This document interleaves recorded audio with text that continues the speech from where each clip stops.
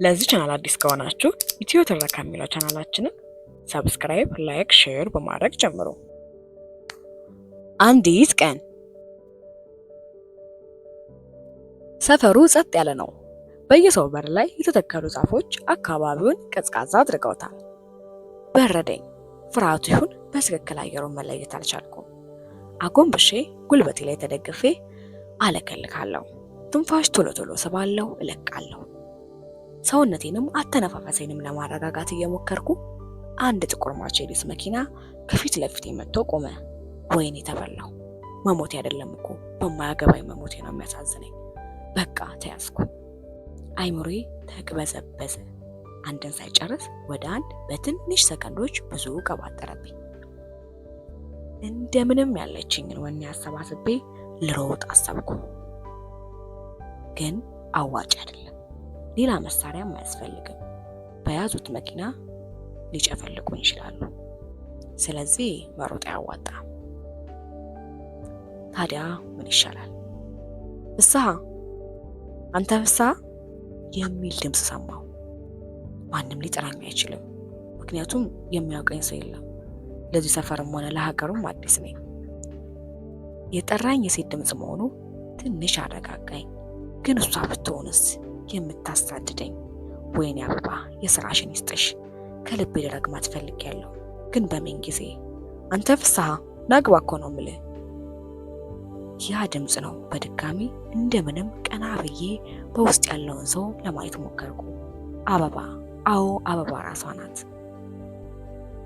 በእሷ ምክንያት እኔ በእግሬ ነፍሴ አውጭኝ ላለው፣ እሷ በመኪናዋ ነፍሷን ታድናለች። ፍጠን ግባ ብላ የመኪናውን በር ከፈተችው። የመዝለል ያህል ተወርውሬ ገባሁ። መኪናውን በፍጥነት ታበራዋለች።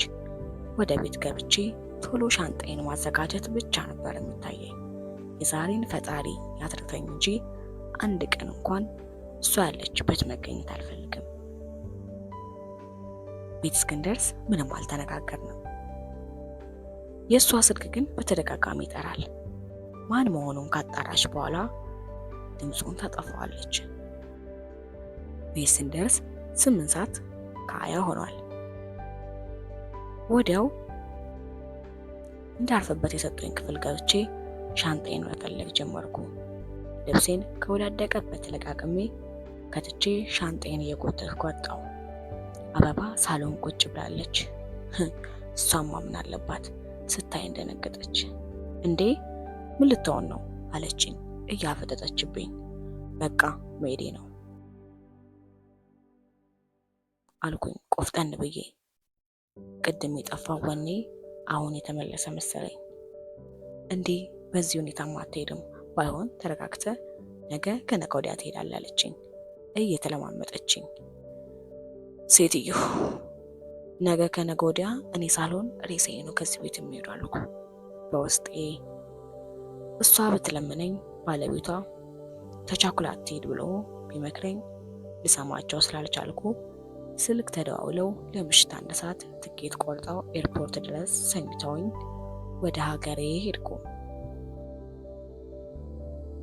የተሳፈርኩበት አውሮፕላን አዲስ አበባን ሲለቅ ትልቅ እረፍት ተሰማኝ። 1 ሰዓት ከፈጀ በረራ በኋላ የትውልድ ከተማዬ ጎንደር ደረስኩ። ፍተሻዎችን አልፌ ስወጣ ቤተሰቦቼ ግራ በመጋባት አየር መንገድ መግቢያ ላይ አገኟቸው። እኔ አልደወልኩላቸውም። ምናልባት አበባ ደውላላቸው ይሆናል። የገረመኝ ግን ምን ሆነ መጣ እንኳን ብለው አልጠየቁኝም። ምን እንዳለቻቸው ማን ያውቃል። በቤቴ እንደደረስኩ ሞቅ ባለ ውሃ ገላይን ታጥቤ አልጋዬ ላይ ጋደም ብዬ የሆነውን ማስታወስ ጀመርኩ። የሥራ አማራጭ ለማየት አዲስ አበባ ከገባው ሳምንት እንኳን አልሆነኝም ነበር።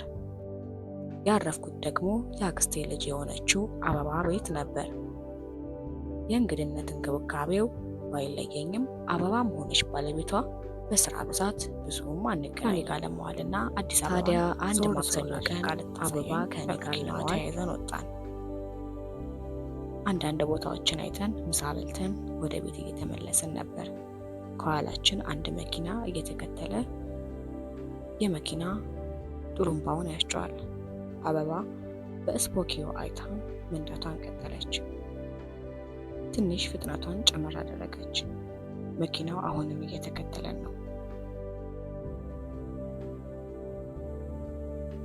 ወደ መንደር የሚያስገባ መንገድ ይዘን መጓዝ ጀመርን። አሁን የሚከተለን መኪና ከአንድ ሁለት ጨመረ። አበባ ምንድነው ከማለቴ የተኩስ ጋጋታ ተከፈተ። አበባ ፍሬኑን ሲጢጥ አድርጋ መኪናውን ከማቆሟ ዘልዬ ከመኪናው ወርጄ በእግሬ ሮጥኩ።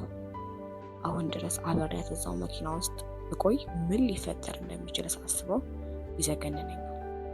ሳምንት በኋላ ይመስለኛል ቤት ስገባ አንተ ፍሳ ስለ አበባ ሰማ አለችኝ ታናሽ እህቴ። ምንድነው የምሰማው አልኳት። አይደለም ስለ እሷ ስሟ ራሱ ባይጠራብኝ ምኞቴ ነበር። ወደ ሳሎን ስገባ እናቴ አንተ ለካ አበባ ተብዬ ዶላር መንዛሪ ናት። ይኸው አሁን እኮ ነው አክስት ደውላ ልጅ ታሰረች የምትለኝ። እኔማ ጤነኛ መስላኝ ነበር ልጄን አምኜ ላኩ። አረ መሳሪያ ሁላ ስትማዘዝ ነው የምትለው።